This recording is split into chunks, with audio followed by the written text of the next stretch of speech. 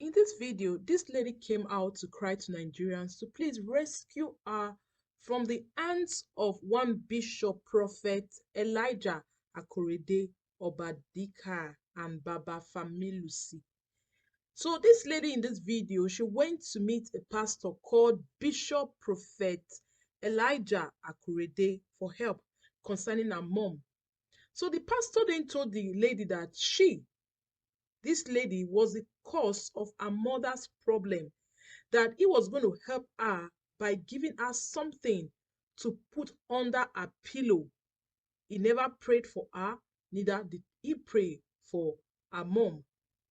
But something happened after she did exactly what the pastor said, because when the pastor gave her the thing to put under her pillow, he told her that anything she sees, that she should come and tell him, right? That she should come and tell him. So she obeyed. The next thing she could remember was that she was packing her things, her belongings, to go and start living in the church. And every night, the pastor would sleep with her inside the car until she became pregnant. Then the pastor told her to go somewhere far away from Lagos. Then she suggested that she has a friend at Ibadan, and the pastor told her to go there, that within 1 month he will rent an apartment for her. But he never did. He never fulfilled his promise until the pregnancy became 8 months. Then the pastor took her to one elderly man's place. He claimed to be his father, who is Baba Familusi, where she gave birth to the child. But she said that she was seeing different dangerous animals like snakes, scorpion inside her room. So she decided to pack her things and leave. Now, anytime she make an attempt to pack her belongings and leave, something will always happen. On one occasion, the pastor saw her packing her things, and he told her that he wanted to pray for her with holy water.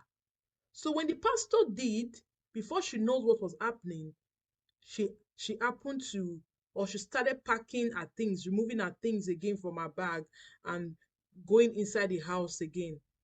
Until one day, a girl now told her to run away from the house, but she shouldn't go to her mother's place because Baba Familusi, which is the man the prophet claimed to be his father, had already gone to her mother's place and told her mother that the girl has been impregnated by his son and the boy is in Kenya.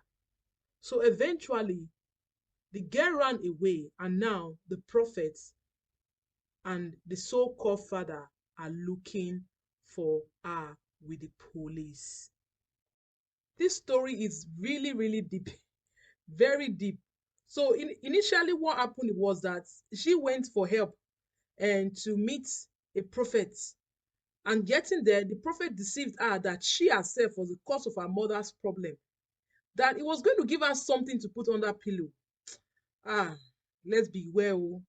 Let's beware of what we collect from people to eat, or in the name of someone is praying for you, or what someone gives to you to use in your house or to sprinkle around your home as protection.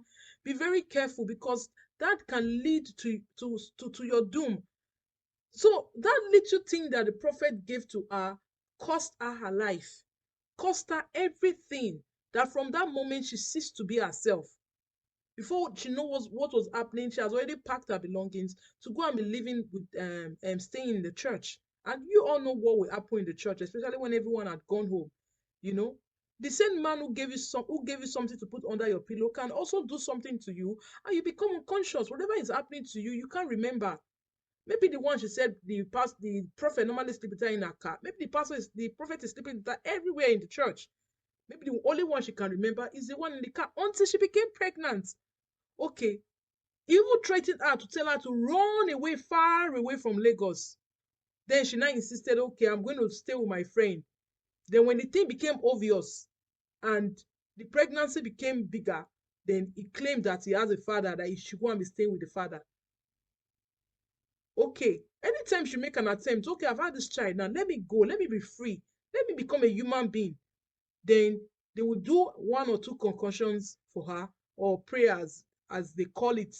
Then before you know what's happening, she would not remember where she is again. Now, you can see that the mother has been brainwashed. Whatever they are telling the mother, definitely she will believe, because some parents just believe, oh, it's prayer, and that's what I want. I need prayer for my child. I need prayer for myself. But you don't know that you're exposing your children to one problem or the other, right? You don't know that you're exposing your family to one problem that they are going to solve all the rest of their life. That the same thing that bind you, that makes you not to move forward, is still going to affect your children, and will not begin to see it as a generational cause. Meanwhile, we just caused this issue with our own hands. And you could be surprised that even as the mother was healed, and she wasn't she as she took the mother to where the prophet is, for the prophet to pray for her, whatever, nobody knows if the mother became cured after that day. That's one thing. And secondly, the mother never even asked of her after the whole thing. The only thing we heard is that the man who claimed to be the father-in-law, right, who claimed to be the child's father, went to the girl's mother to tell her that the daughter has been impregnated by his own son, and the son lives in Kenya. All these are lies. Well, I believe in everything that happens in life, just as I mentioned before. 80% of it is our own cause, is our own problem. We started it. We start There's what is called common sense. Common sense is very expensive. It's not everybody that have common sense. They only call it common, but actually it's not common. It's not common. All in the name of, because this person is a prophet, because this person is a pastor, because this person is an anointed man of God, then he will not lay his hands on me. Who dare him? That's the first thing that one should begin to think. Oh no, it's not everybody that should lay their hands on me, because I don't know what is in their hands. Or a pastor will not tell you, oh, this is my anointing oil.